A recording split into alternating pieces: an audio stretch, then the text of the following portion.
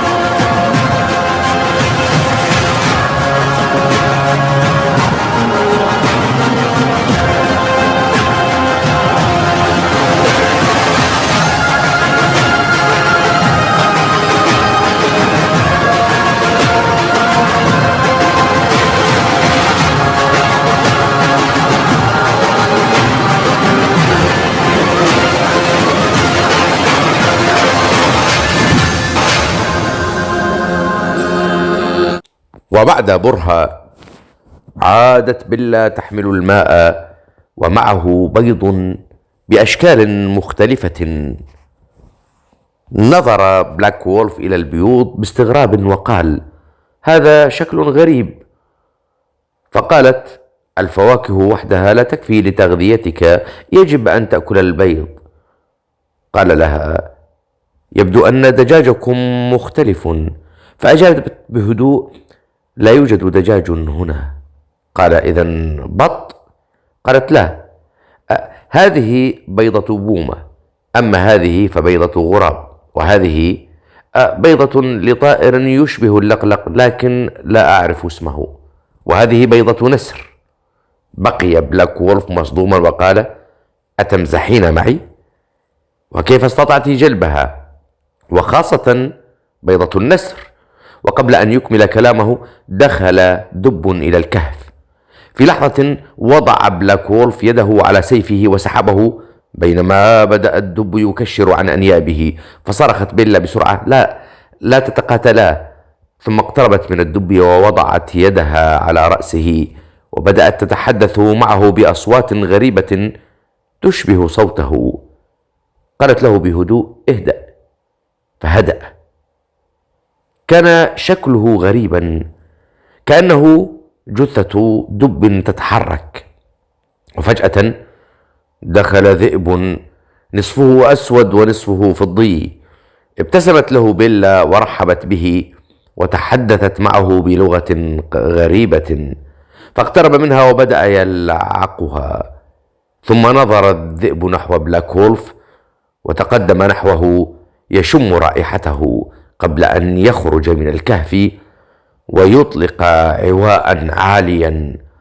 ولم تمضي لحظات حتى دخل قطيع من الذئاب، وتقدم من بينهم ذئب أسود. اقترب من بلاك وولف وأخذ يشمه ثم بدأ يلعقه. قالت بيلا بدهشة خفيفة: عجيب، هو عادة لا يطيق البشر ولا يقترب منهم. نظر إليها بلاك وولف وقال: وأنت ألست من البشر؟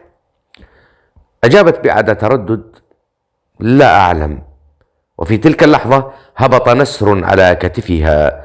نظر إليها بلاك وولف بذهول وقال: كيف بنيت علاقة مع هذه الحيوانات المتوحشة، بل وتتحدثين معها؟ فقالت بهدوء عميق: عندما تعيش معهم آلاف السنين ستتعلم لغتهم وسيصبحون أصدقائك. ثم نظرت نحوه وأضافت: هم أفضل من البشر وأقل وحشية منهم. صعق بلاك وولف عندما سمع حديث بيلا عن آلاف السنين، وبدأت تسرد له قصتها. وحين انتهت بقي ساكنا لا يتكلم، بينما جلست هي شاردة يغمرها حزن عميق. وفجأة حست بيده تلامس يدها، ثم جذبها نحوه ومد يده يمررها على شعرها وقال بهدوء: أشعر بالتعب والنعاس. ثم سحبها وألقاها قربه على الفراش واحتضنها ونام. بقيت بيلا ساكنة تغمرها مشاعر لا تعرفها ولم تعرفها من قبل، وقلبها الذي لا يضخ الدماء بدأ يضخ إحساسا غريبا. ظلت تتأمله بصمت، تمد يدها وتداعب لحيته الخفيفة، ثم أراحت رأسها على صدره وغفت معه. مرت الأيام وبدأ بلاك وولف يستعيد عافيته شيئا فشيئا. وفي أحد الأيام قال لها: لن نبقى هنا أنا وأنت، سأصلح سفينتي ونغادر معا إلى بلادي. نظرت إليه وقالت بهدوء: أنا لا أستطيع. قال: لماذا؟ قالت: كلما اقتربت من شاطئ البحر أشعر أنني أقترب من نهايتي. فقال لها: هذا لأنك تخشين الماء. ثم بدأ العمل على قطع الأشجار وإصلاح السفينة. كان عملا شاقا، كانت بيلا تساعده. ومرت الأسابيع ثم الشهور حتى اقترب من إتمام إصلاح السفينة. وفي يوم من الأيام كانا يجلسان على صخرة قريبة من الشاطئ. كان بلاك وولف يضع يده على بطنها الذي بدأ ينتفخ قليلا. وقالت بابتسامة: ماذا سنسميه؟ قالت بهدوء: هو ولد وسأسميه نورغالد. نظر إليها وقال: وكيف عرفتِ؟ قالت: أعرف. وبينما كانا يتحدثان ويمزحان كانت هناك عيون تراقبهما من بعيد. كانت المخلوقات الليلية تراقبهما من الظلال، وبينهم الكاهن يقف وخلفه 4 من قادته. نظر إليهما بعينين باردتين وقال: إذن ما نقل إلي صحيح، بشري حي مع أنثى مخلوقة عملاقة وتحمل طفلا في أحشائها، هذا بحد ذاته كنز، وإن خرج من أيدينا فسيتحول إلى مصيبة. ثم أشار بيده وقال: اجلبوهما أحياء. وخاصة الامرأة. تحركت المخلوقات من كل الجهات تغلق عليهما الدائرة ببطء. انتبه بلاك وولف بينما ارتجفت بيلا وقالت: احذر، إنهم مثلي، مهما طعنتهم لن يموتوا. قال لها بسرعة: اصعدي إلى السفينة، سأعطلهم ونحاول الهرب. اندفعت نحو السفينة لكنها توقفت فجأة. صرخ بها: هيا أسرعي. قالت بصوت مرتجف: إن غادرت هذا الشاطئ سأموت، لا أستطيع. تقدم الكاهن خطوة وقال بهدوء مخيف: أنصحكما بالاستسلام، كما ترون لا مجال للهرب، لن نؤذيكما. استل بلاك وولف سيفه وقال بورود: جربوا لنرى. اندفع 3 من المخلوقات نحوه، وبلمح البصر تطايرت رؤوسهم، لكن أجسادهم بقيت تتحرك. لم يتردد لحظة، دار حولهم وقطعهم إلى أشلاء كأنهم أغصان يابسة. توقف الكاهن للحظة وعيناه تضيقان بدهشة. ما هذه القوة؟ لم أرى مثل هذه المهارة من قبل. ثم صرخ: اهجموا عليه جميعا. اندفعت المخلوقات بأعداد كبيرة وأحيط بلاك وولف من كل الاتجاهات، لكن لم يكن خصما يسقط بسهولة. تحرك كالإعصار، سيفه يلمع في الظلام ويضرب بلا رحمة. كل ضربة تسقط جسدا، وكل التفاتة تحصد رأسا. كان يقاتلهم كما تقطع أغصان شجرة واحدة تلو الأخرى. وهنا تدخل القادة أخيرا. تقدم 3 منهم بخطى ثقيلة، هالات القوة تحيط بهم وأعينهم الحمراء تتوهج كجمر حي. كان حضورهم وحده كافيا لزرع الرهبة في المكان. وفي لحظة صمت قصيرة انفجرت المعركة. اندفع الأول نحو بلاك وولف بسرعة خاطفة رافعا سلاحه، لكن بلاك وولف لم يتراجع. تصدى له بضربة حادة ارتجت لها السيوف، وقبل أن يستعيد الأول توازنه هجم الثاني. وفي حركة واحدة سلسة أمسك بلاك وولف بذراع خصمه الأول واستند عليها، ثم اندفع بجسده للأعلى ودار في الهواء وركل الثاني بقوة ساحقة. انطلق جسد القائد الثاني مبتعدا كأنه قذف بقوة إعصار، لكن الثالث لم ينتظر. ظهر من الجانب وسدد طعنة قاتلة نحو خاصرته تفاداها بلاك وولف في اللحظة الأخيرة، إلا أن نصل السلاح شق جلده وترك جرحا نازفا. ساد الصمت لجزء من الثانية. رفع بلاك وولف رأسه ونظر إلى القمر وكأن شيئا ما استيقظ داخله. القادة أيضا نظروا إليه وقد أدركوا أن المعركة لم تبدأ بعد. اندفع بلاك وولف مجددا، هذه المرة بسرعة مرعبة. هاجم أحدهم مباشرة، فاستعد القائد لصد الضربة، لكن في حركة غير متوقعة غرس بلاك وولف سيفه في الأرض بقوة واستخدمه كدعامة ليغير اتجاهه. فجأة ظهر خلف القائد الآخر. قبل أن يفهم ما حدث كانت قدماه قد التفتا حول رأسه، وبقوة وحشية كسر عنقه وانتزع رأسه وتدحرج الجسد بلا حياة. وفي اللحظة التالية سحب بلاك وولف سيفه وضرب الرأس المقطوع قاطعا إياه إلى نصفين. في الخلف كان الكاهن يتراجع وقطرات العرق تتصبب من جبينه. تمتم بصوت مرتجف: ما هذا الكائن؟ إنه كارثة. رفع بلاك وولف نظره نحو القائدين المتبقيين وعيناه تشتعلان ببرودة، وقال بصوت منخفض لكنه مرعب: انتهى الإحماء، الآن يبدأ القتال الحقيقي. لكن فجأة صرخة مزقت كل شيء. بلاك التفت فورا، تجمدت ملامحه. القائد الرابع كان هناك، وقد استغل انشغال الجميع بالمعركة وبمساعدة بقية المخلوقات أمسكوا ببيلا وأجبروها على الركوع.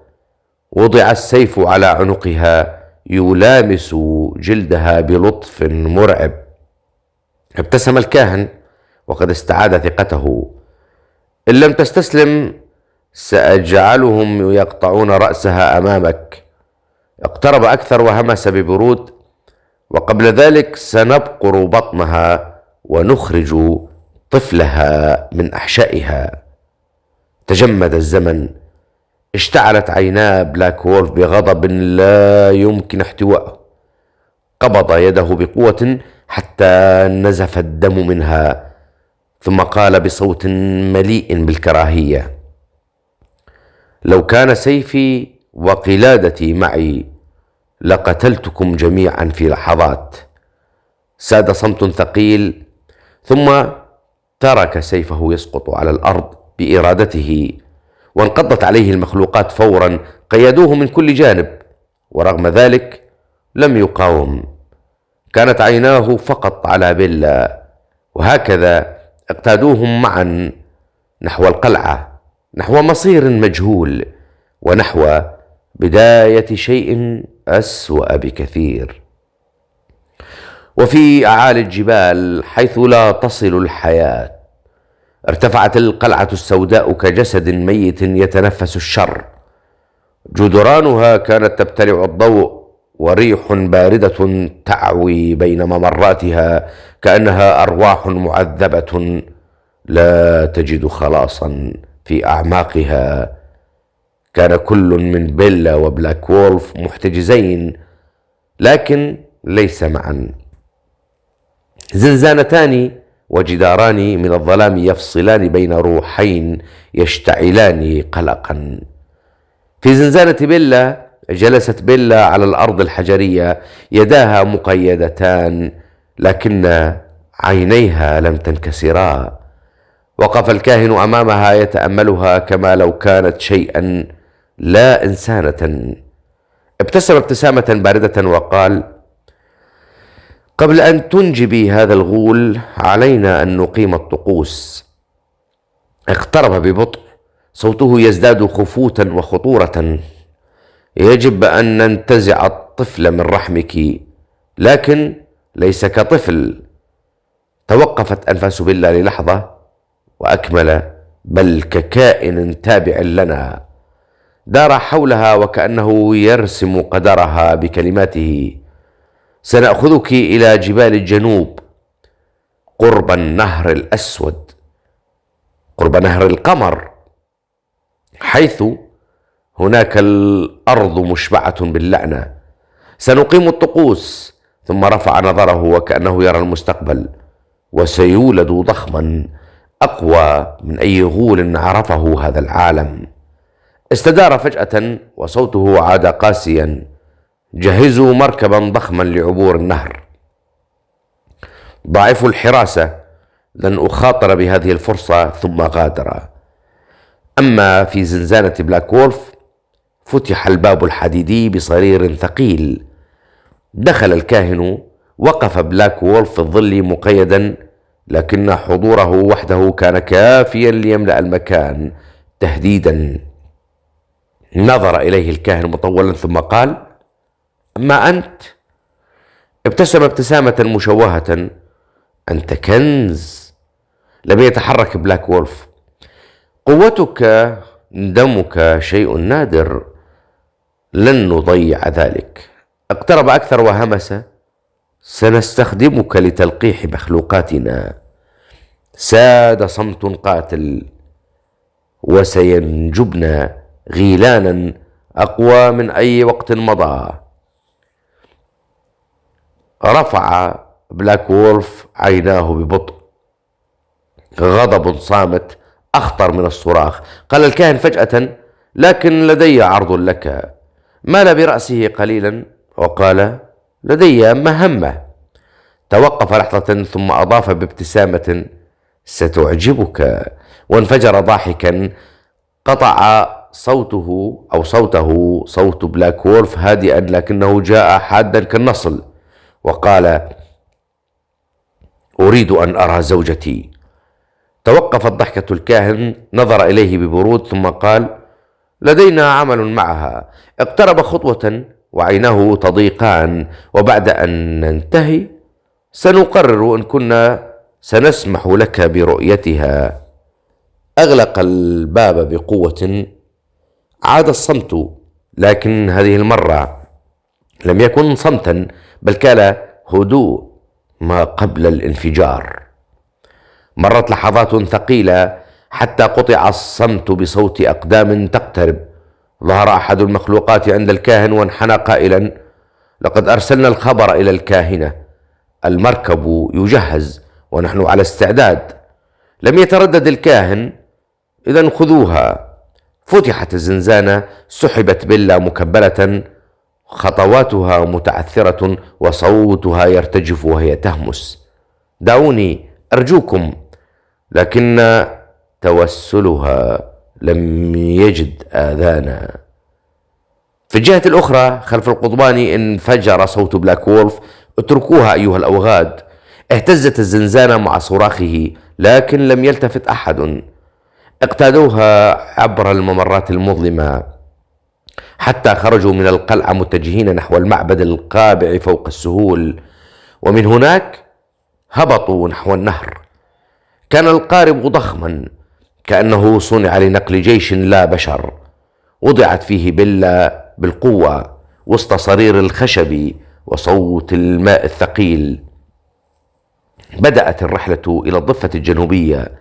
ما إن وصلت حتى سكنت لم تعد تصرخ، لم تعد تقاوم، فقط نظرت.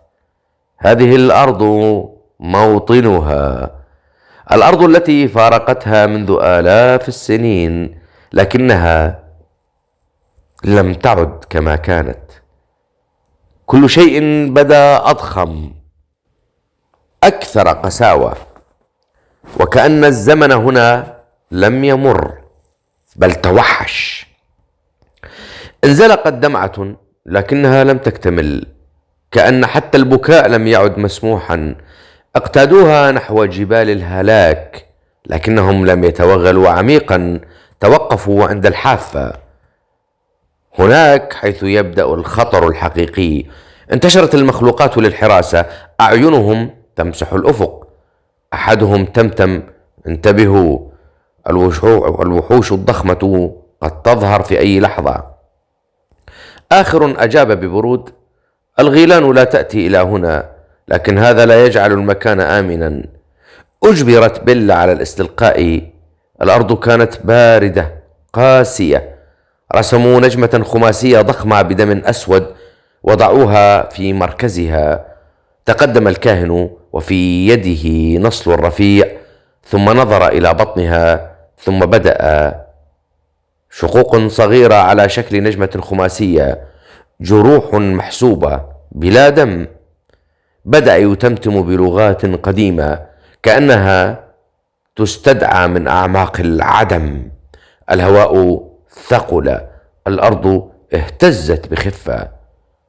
يجب أن يصبح تابعا لنا، همس وهو يواصل الطقوس، ثم رفع رأسه قليلا وقال بصوت بارد: الأم لم تعد صالحة لأنها لا تستجيب للطقوس. توقف لحظة ثم تابع: من مات وعاد للحياة لا يمكن إخضاعه. نظر إلى بطنها مجددا، لكن الجنين ابتسم: لا يزال نقيا بما يكفي ليكسر. فالطقوس لا تقام إلا على حي قبل موته، أو على جنين قبل أن يكتمل. واستمرت التعاويذ حيث بدأ الضوء الخافت يتلاشى وسكن كل شيء. انتهى. أعيد ربط بيلا. جسدها ضعيف لكن قلبها لا يزال يقاوم. ثم اقتادوها مجددا عبر النهر نحو الشمال، نحو القلعة، إلى المعبد الكبير، حيث ألقي بها مرة أخرى في الزنزانة وحيدة. لكن هذه المرة لم تكن كما كانت. ومرت الشهور بطيئة ثقيلة كأن الزمن نفسه يرفض التقدم. وفي ظلام الزنزانة كان جسد بيلا يتغير، بطنها يكبر، لكن ليس كأي حمل طبيعي. كان أكبر، أثقل، وكأن ما بداخلها لا ينتمي إلى هذا العالم. وفي يوم مشؤوم صرخت صرخة اخترقت جدران القلعة وترددت في الجبال حتى أيقظت الصمت نفسه. صرخة ألم، أو ربما ولادة شيء أعظم من الألم. ثم سكن كل شيء. في مكان لا يرى سمعت صوتا هادئا قديما دافئا: لقد أديت مهمتك في هذه الحياة يا بيلا، وعشت آلاف السنين. توقف الصوت لحظة ثم أكمل: آن الأوان لترتاحي. فتحت عينيها لكنها لم تكن في الزنزانة، كانت في مكان مضيء هادئ وكأن الألم لم يوجد يوما. رأت 3 فتيات يقفن أمامها يبتسمن بلطف. قالت بيلا بصوت مرتجف: من أنتن؟ ابتسمت الأولى: أنا جدتك بيلا، لكن في شبابي. وقالت الثانية: وأنا أوفا. وأضافت الثالثة: وأنا نوفا. وقبل أن تستوعب دخلت امرأة أخرى، هيبة ووقار وعمر يناهز 50. نظرت إليها بعينين مليئتين بالحنان وقالت: وأنا فولفا، أصغرهن وأكبرهن. اقتربت منها ببطء: لقد حان وقتك، وقت الولادة، وإن كانت مبكرة. انفتح باب الزنزانة بعنف. دخل الكاهن ومعه الحرس بعد أن دوى صراخها في القلعة، لكنهم تجمدوا. بيلا كانت بلا حراك، بطنها مشقوقة وعلى الأرض. كان هناك جنين، لكن ليس كأي جنين، كان ضخما بشكل مرعب. قال أحد الحراس بذهول: هل ماتت؟ رد الكاهن ببرود: طبعا. تردد الحارس: لكن هم لا يموتون من الجراح. ابتسم الكاهن ابتسامة مظلمة: الطفل يحمل في داخله سوائل ودماء مختلفة، وعند الولادة تنتقل إليها. اقترب أكثر من الجثة وقال: وهكذا تموت. ثم أضاف بلا مبالاة: هذا ما حدث مع كل من جربنا عليهم. لوح بيده: خذوها وارموها بعيدا لتأكلها الوحوش. ثم نظر إلى الجنين وعينه تلمعان: أما هذا، ابتسم، هذا كنز. مر الحراس قرب الزنزانة، كانوا يحملون جسد بيلا الضخم. أحدهم تذمر: جثتها ثقيلة. رفع بلاك وولف رأسه ونظر. تجمد العالم، توقف، ثم انكسر. لم يصرخ، لم يتحرك، لكن شيئا داخله مات. بعد أيام وقف الكاهن أمام زنزانته وقال ببرود: أحضروا إحدى المخلوقات، سنبدأ. ثم ابتسم بسخرية: سأختارها جميلة هذه المرة.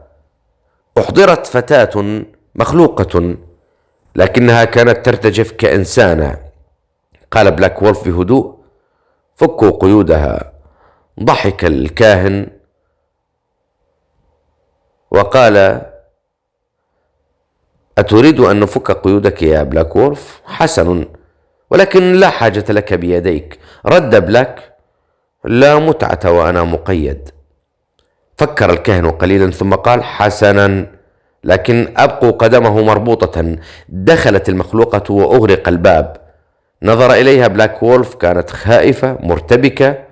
اقترب منها ببطء وقال بصوت منخفض: سأريحك من هذه الحياة. وفي لحظة كسر عنقها، لكن لم يتوقف.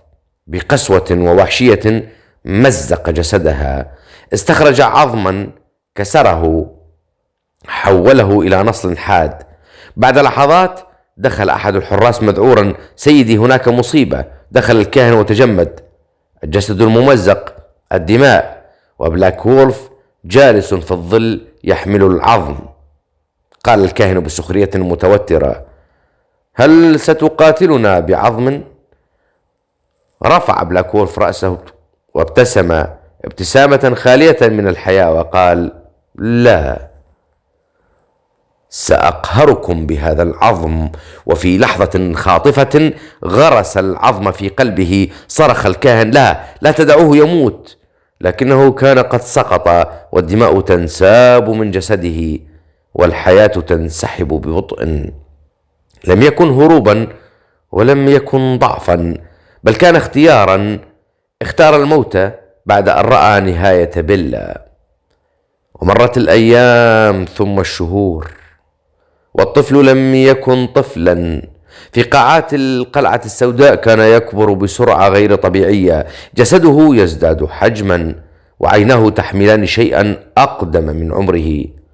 أطلق عليه الكاهن اسما كما جرت عادتهم: بلاك بيل، نصف اسم أبيه ونصف اسم أمه. لكن الاسم لم يخفي الحقيقة. كان خشنا عدوانيا لا يخضع. حتى المخلوقات نفسها بدأت تتجنبه. في أحد الأيام قال أحد القادة بقلق: سيدي، هذا الطفل لا يبدو خاضعا لكم. ابتسم الكاهن بثقة زائفة: إنه طفل فقط. ثم أضاف: عندما يكبر ستظهر الطاعة. لكن لم يكن يعلم أن ما يكبر أمامه ليس شيئا يمكن السيطرة عليه. لما بلغ 4 كان أكبر من رجل بالغ. كان يمشي بين المخلوقات فيصمت المكان، ليس احتراما بل خوفا. وفي ليلة مضيئة تحت قمر كامل اندفع أحد الحراس نحو الكاهن يلهث: سيدي، لقد قتل بلاك بيل 2 من جنودنا، ألقاهما في النهر. تجمدت ملامح الكاهن ثم خرج بسرعة يتبعه الحارس وهو يتمتم بغضب: ذلك الطفل الوغد أين هو؟ قرب النهر. هبطوا من الجبل حتى وصلوا، وهناك وقف الطفل يحمل سيفا انتزعه من أحد المخلوقات. كان واقفا بصمت، لكن حضوره كان كافيا ليجعل الهواء أثقل. قال الكاهن بصوت حاول أن يجعله ثابتا: تعال يا بلاك بيل. بدأ يتمتم بطقوسه، يرفع يده ويردد كلمات قديمة: حتى لو كان صغيرا فمن المستحيل ألا يخضع. ثم نظر إليه بثقة: أنا من أقمت الطقوس عليه بنفسي. رفع صوته: اخضع واجث على ركبتيك. ثم التفت للحارس: أحضروه. تقدم الحارس ومعه 2 من المخلوقات. ضحك أحدهم بسخرية: تعال يا بلاك بيل أيها الطفل المدلل. وفي تلك اللحظة توقف كل شيء. داخل الطفل صوت عميق قديم مألوف: اسمك ليس بلاك بيل. توسعت عيناه: اسمك نورغالد. سكن جسده نورغالد. ثم جاء الأمر: اقتل من قتل أبويك. وفي تلك اللحظة تغير كل شيء. أمسك السيف بنفس الطريقة، نفس الوقفة، نفس الثبات، كما كان يفعل بلاك وولف. تراجع الكاهن خطوة وعيناه اتسعتا رعبا. مستحيل، إنه يقلده. ارتجف صوته. هذا يعني أن ذاكرة أبويه داخله. ثم صرخ: كيف فشلت الطقوس؟ تراجعوا، لا تقتربوا منه. لكن كان الأوان قد فات. في لحظة واحدة تحرك نورغالد، ضربة ثم أخرى، رأسان سقطا. سقط الحارس والمخلوقان بلا حياة. وقف الصمت. لم يبقى إلا الكاهن، وحوله مخلوقات تحاول حمايته لكنها خائفة. تراجع الكاهن ثم استدار وهرب وهو يصيح: أمسكوا به. لكن الصوت عاد داخل نورغالد: ليس الآن، اعبر النهر. لم يحن وقتهم. نظر نورغالد نحو الماء ثم قفز. اختفى جسده في النهر لحظة، ثم خرج على الضفة الجنوبية للنهر. عاد إلى أرض أمه، لكن ليس كطفل بل كبداية أسطورة. ركض نورغالد، أنفاسه متقطعة وقدماه تضربان الأرض كأنهما تهربان من شيء يطارده من الداخل لا من الخارج. عبر السفوح وصعد نحو جبال الغيلان الجبلية. هناك رأوه. وقف الحرس على المرتفعات يحدقون في ذلك القادم من شمال النهر. ثم ساد الارتباك والخوف. قال أحدهم: هذه أول مرة يأتي هجوم من الشمال. تقدم آخر: يضيق عينيه. انظروا إلى حجمه رغم أنه طفل. ثم بصق على الأرض. إنه من الغيلان الملعونة. انطلقت السهام. ابتعد أيها اللعين. توقف نورغالد لحظة ثم تحرك، ليس هجوما بل هربا. قال أحد الحرس: اذهب وأخبر القائد، هل نقتله أم نأسره؟ انطلق أحدهم، وفي تلك اللحظة ومضة ذكرى. رأى بيلا السهام تمطرها وصوتها وهي تحاول الهرب. عاد نورغالد إلى الواقع.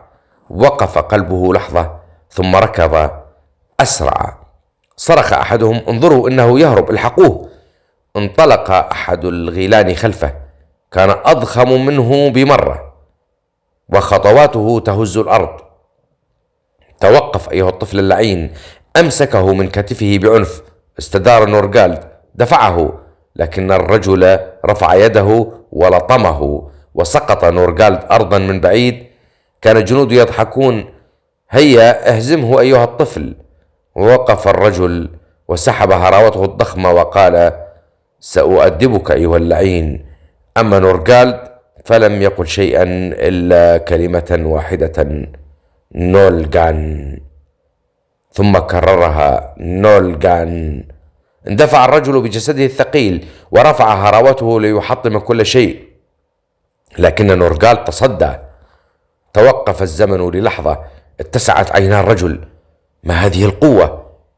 إنه طفل وأنا أضخم منه بمرات. زمجرة: لن أتهاون معك. ضربة عنيفة فتدحرج نورغالد عبر المنحدر وسقط في الأسفل. لحق به الرجل. اختفيا عن الأنظار.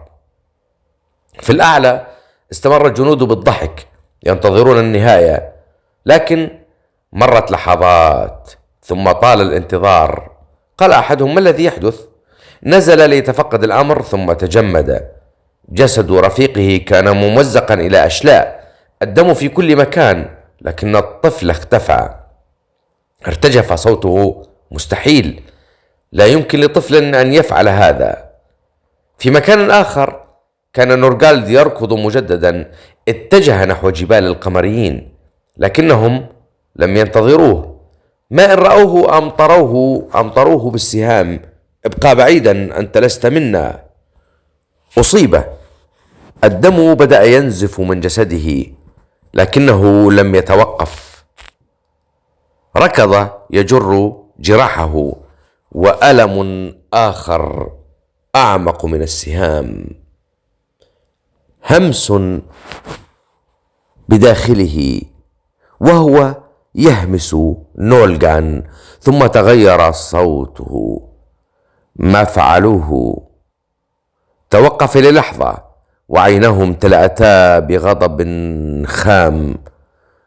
ما فعلوه بأمي بيلا، وهو يتذكر ما فعل القمريين بأمه.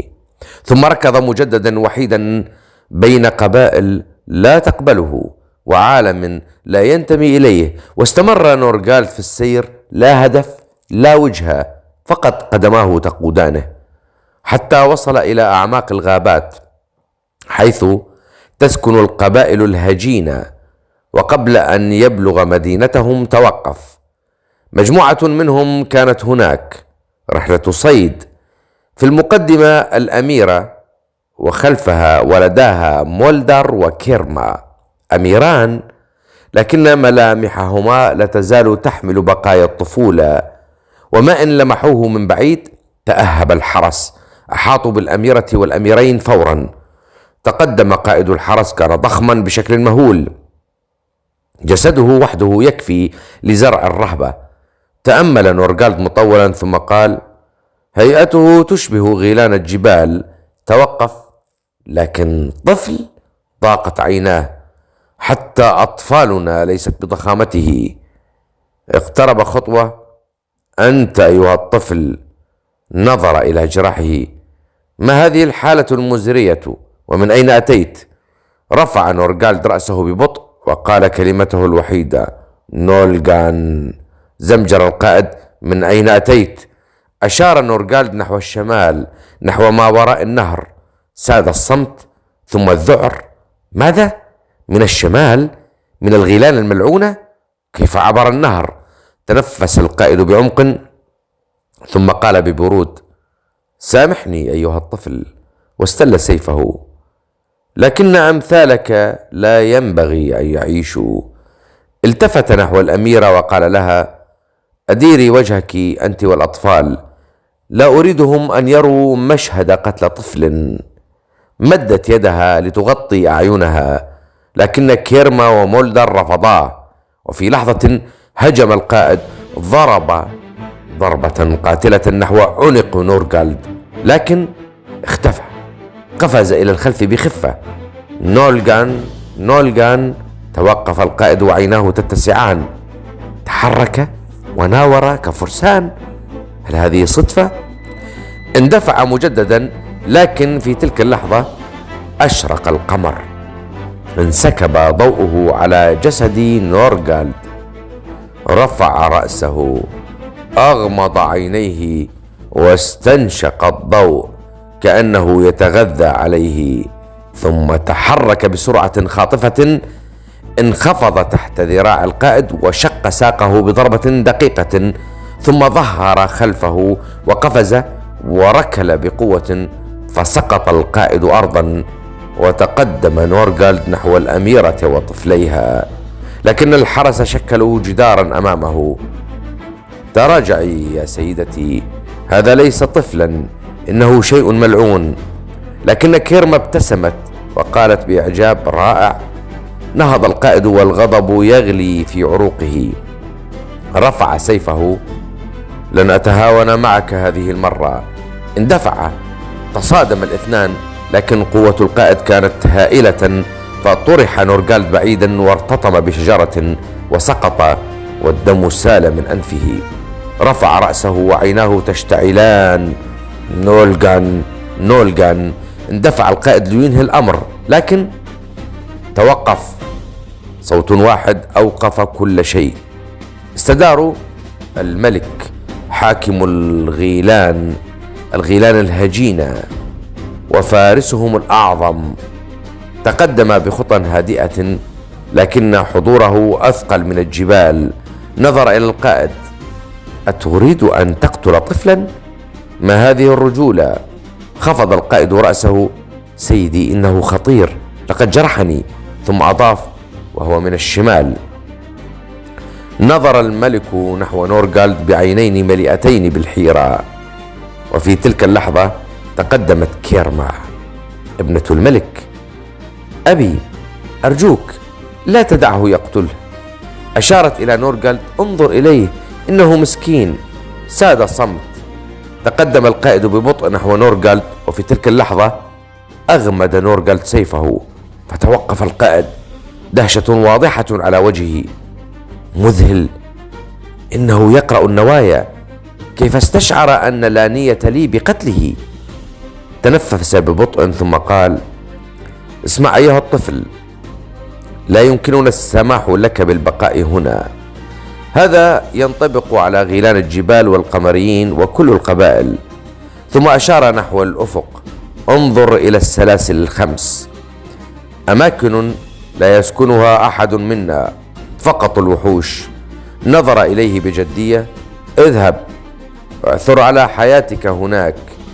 إن عشت فهو قدرك، وإن مت فهو قدرك أيضا. ساد الصمت، ثم للمرة الأولى تكلم نورغالد بوضوح: أقدارنا مرسومة، نسير في طريقها، ومعظمها لن يتغير مهما حاولنا. نظروا إليه بذهول، ثم استدار ومشى نحو جبال الهلاك، نحو المجهول. وفي الخلف لوحت كيرما بيدها وابتسمت: وداعا يا نولغان. بدأ نورغالد صعوده الجبال، كانت قاسية حادة، كأنها تختبر كل خطوة يخطوها. رأى أهوالا في طريقه، مخلوقات ضخمة، عيون تلمع في الظلام، وأصوات زئير تهز الصخور. لكن لم يقاتل. كان يتحرك بخفة، ينزلق بين الصخور ويتسلق مسارات لا تستطيع تلك الوحوش سلوكها. كان يهرب، لكن ليس خوفا، لكن لأن شيئا ما يقوده. كأن هناك بوصلة داخل صدره تسحبه نحو مكان يعرفه دون أن يزره من قبل. حتى وصل الكهف، توقف، نظر إليه طويلا. هذا المكان ليس غريبا عليه. هنا عاشت والدته بيلا، وقبلها جدته بيلا الأولى وجده نورغالد. اقترب ببطء، أمسك الصخرة التي كانت تغلق المدخل، حاول تحريكها. كانت ضخمة، ولكنه أزاحها ودخل. الهواء كان ساكنا ثقيلا، الغبار يملأ المكان، لكن كل شيء في مكانه. مرت آلاف السنين، لكن الكهف لكونه مغلقا لم تمسه الشمس ولا الهواء، فبقي الزمن محبوسا هنا. لكن كل شيء صار أكبر، الصخور، الجدران، حتى الصخرة كبرت، كأن المكان نفسه تضخم مع الزمن. وفجأة رآه الفراش، فراش والدته.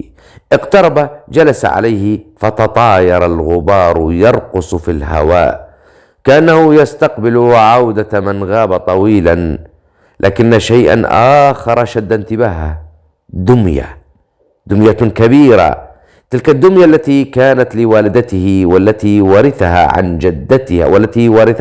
جدتها بيلا، والتي كانت أصلا لفولفا. دمية شهدت كل شيء من مملكة دوسبوتيرا إلى هذا الزمن. شهدت الحروب، اللعنات، والسقوط، وشهدت الآن نورغالد الطفل الذي ورث الألم والمعاناة، كما ورث الدم من جداته بنات الثقب الأسود. اقترب منها ببطء. الغريب أنها لم تتغير، لم تتمزق، لم تبهت، وكأن الزمن لم يجرؤ على لمسها. أمسكها واحتضنها بقوة، ثم استلقى على الفراش كما فعلت أمه. وفي تلك اللحظة أغمض عينيه، وهنا جاء الصوت: أغلق فتحة الكهف. فتح عينيه قليلا، ثم تعال، نم، وسأروي لك حكايا الماضي والمستقبل. نهض ببطء، أغلق المدخل، عاد واستلقى، أغمض عينيه، وفجأة شعر بشيء، يدين تلتفان حوله، تحتضنانه بحنان لم يعرفه من قبل. ثم صوت امرأة: نم يا بني واستمع واحفظ. شد الدمية إليه أكثر كأنه يعانقها، لكن في داخله كان يعلم أنه لا يعانق دمية بل شخصا. دموعه انزلقت بهدوء، بللت القماش القديم، لكن هذه المرة لم يكن وحيدا. فتح نورغالد عينيه ببطء وقد عاد من ذكرياته التي كان يحكيها لأريليا. أنفاسه هادئة وذراعاه ما تزالان تحت ضدنان الدمية، لكن داخله كان قد عاد من رحلة عبر الزمن. في الجهة المقابلة وقفت الأميرة أريليا، ملامحها متجمدة، عينان متسعتان وصمت ثقيل. لقد سمعت كل شيء. اقتربت منه ببطء وكأنها تخشى أن تقترب من الألم ذاته. جلست بجانبه ثم وضعت يدها على ذراعه وعانقته. أنا آسفة. صوتها كان خافتا صادقا. لم أتوقع أن شخصا بقوتك وضخامتك يحمل في قلبه كل هذا الألم. نظر إليها نورغالد بصمت ثم قال بهدوء: ومنذ ذلك الوقت وأنا وحيد. تبع نظرها نحو الدمية. هل هذه هي؟ أومأ: نعم، ما زلت أحتفظ بها. توقف لحظة: وبثأري. لكن لم يحن الوقت بعد. عقدت أريليا حاجبيها. لماذا؟ رفع نظره إليها: لأن ما ينتظرنا أكبر من انتقام. نهض ببطء وقال: علينا أن نكسر اللعنات أولا ونوقف مخطط شياطين ديسبوتيرا. تصلبت ملامحها: ومتى يحين وقت الانتقام؟ أجاب وعيناه تلمعان: عندما يكتمل الثلاثي. سادت لحظات صمت. أي ثلاثي؟ استدار نحوها: أنا واحد منهم وقد اكتملت. تقدم خطوة: أما الثاني فلا يزال يتخبط في الغابة الملعونة، لم ينضج بعد. تجمدت أريليا: وكيف رأيته؟ أجاب بهدوء غامض: كنت أنتظره لكنني لم أره حتى البارحة. رأيته في عيون شخص غريب. اقترب منها أكثر. صبي شعره نصفه ذهبي ونصفه فضي. اسمه لونا روبرا، ابن لونر. أمه شمسية وأبوه قمري وجدته نجمية. تراجعت أريليا خطوة. ماذا تقول؟ هذا ابن أخي. ساد الصمت. نظر إليه نورغالد بتمعن: هل لونر شقيقك؟ أغمضت عينيها لوهلة وقالت: لا، بل قاتل أخي. ثم أضافت: لكن أخي تبنى الطفل. تنهدت. قصة طويلة. ثم نظرت إليه بحدة: لكن لماذا أنتم الثلاثة ومن الثالث؟ أجاب دون تردد: لأننا نحمل دماء الأعراق الثلاثة. في دمنا الشمس والقمر والنجم. اتسعت عيناها. والثالث؟ أدار نظره نحو الظلام خارج الكهف. كل واحد منا نشأ في أرض ملعونة. أنا هنا ولونا روبرا في الغابة، أما الثالث ففي الصحراء الملعونة ولا أعلم عنه شيئا. ساد الصمت ثم اشتعلت عينا نورغالد: لكنني لن أنتظر. قبض يده بقوة: لن أنتظر حتى ينضج الاثنان. أقسم أنني سآخذ بثأر والدي ووالدتي. من ذلك الوغد كاهن الجبال. ثم نطق الاسم ببطء: زرخ.